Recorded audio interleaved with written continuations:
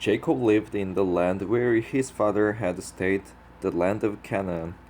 This is the account of Jacob. Joseph, a young man of 17, was tending the flocks with his brothers, the sons of Bilhah and the sons of Zilpah, his father's wives, and he brought their father a bad report about them.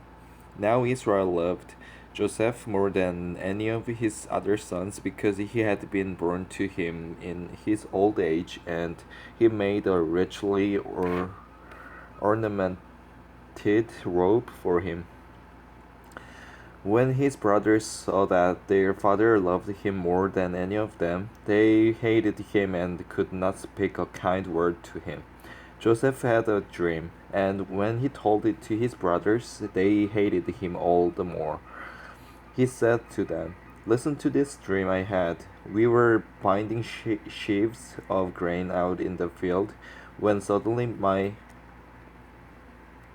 sheaf rose and stood upright, while your sheaves gathered around mine and bowed down to it." His brothers said to him, "Do you intend to reign over us? Will you actually rule us?" And they hated him all the more because of his dream and what he had said.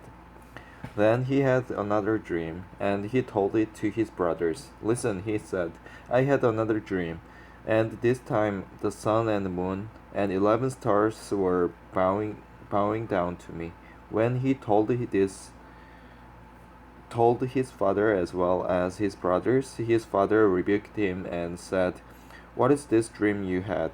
Will your will your mother and I and your brothers actually come and bow down to the ground before you?"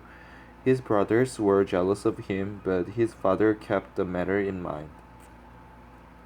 Now his brothers had gone to graze their father's flocks near Shechem, and Israel said to Joseph, "As you know, your brothers are grazing the flocks near Shechem. Come, I'm going to send you to them."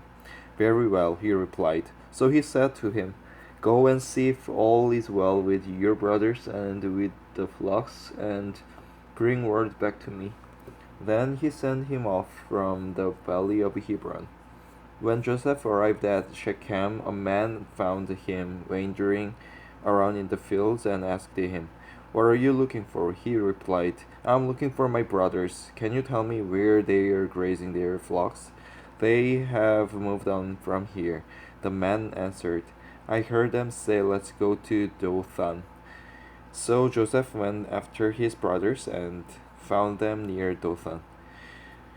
But they saw him in the distance, and before he reached them, they plotted to kill him.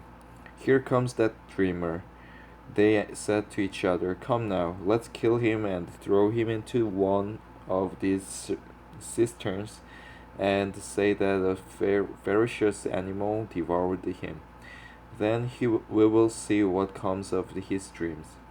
When Reuben heard this, he tried to rescue him from their hands. "Let's not take his life," he said.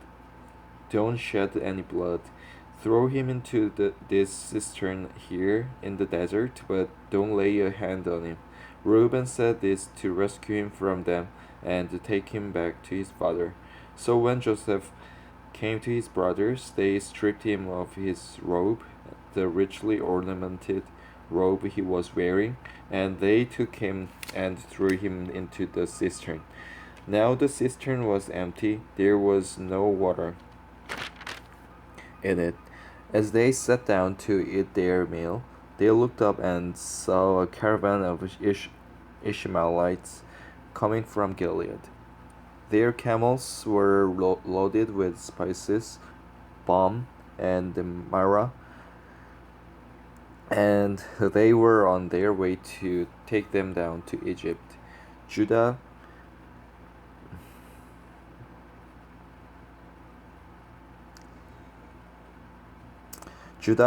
said to his brothers, "What will we gain if we kill our brother and cover up his blood?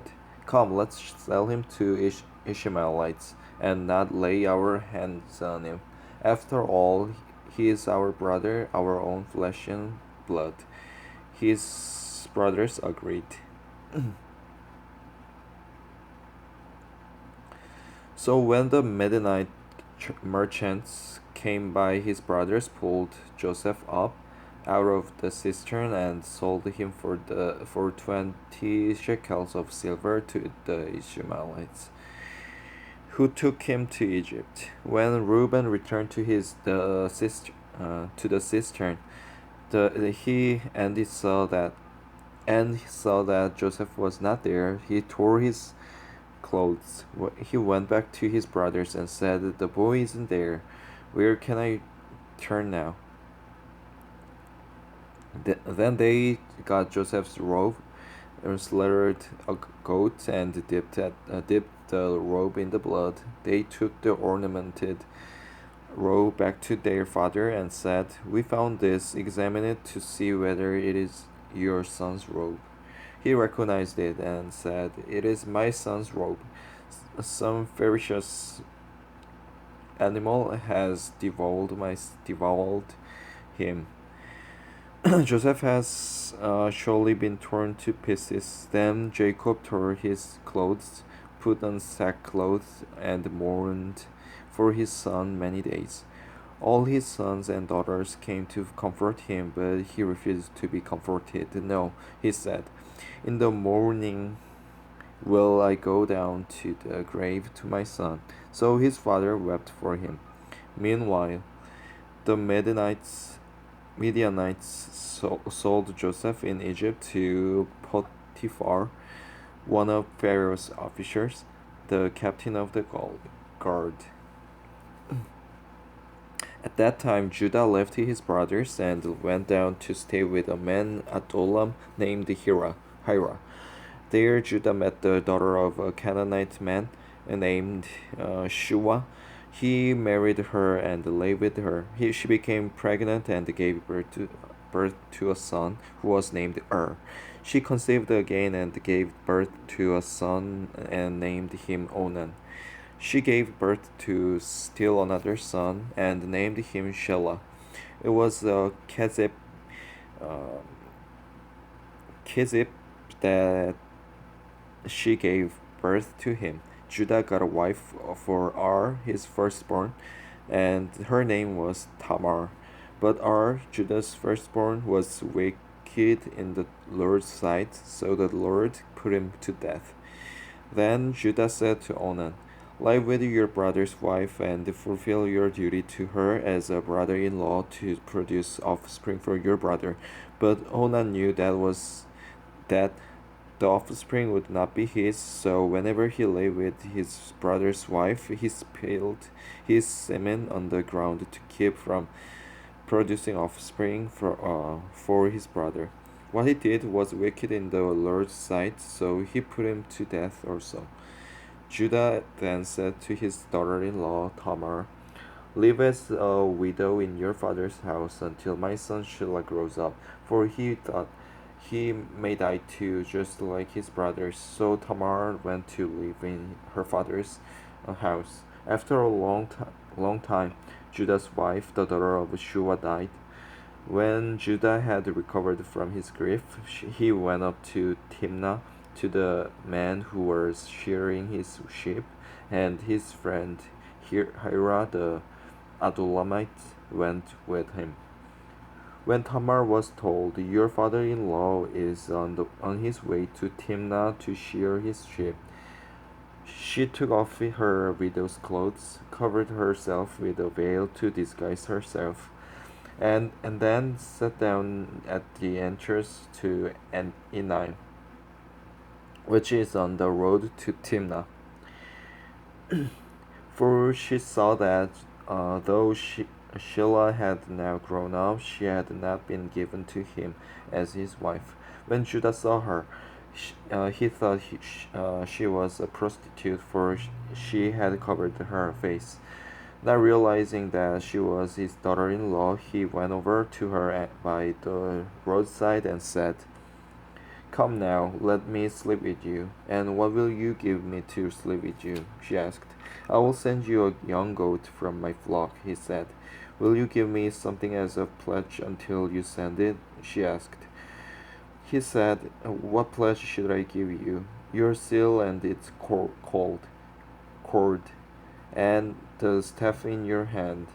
She answered. So he gave them to her and slept with her, and she became pregnant by him. After she took she left, she took off her veil and put on her widow's clothes again. Meanwhile, Judah sent the young goat by his friend the Adullamite in order to get his pledge back from the woman, but he did not find her. He asked the man who lived there, "Where is the Shirin, Shirin, Shirin prostitute who was beside the road at Enon?" "There hasn't been any Shirin prostitute here," they said. So he went back to Judah and said, "I didn't find her. Besides, the man who lived there said, 'There hasn't been any shrine prostitute here.'" Then Judah said, "Let her keep what she has, or we will become a laughing stock. After all, I did send her this young goat, but you didn't find her." About 3 months later, Judah was told, "Your daughter-in-law Tamar is guilty of prostitution, and as a result, she is now pregnant." Judah said, "Bring her out and have her burned to death."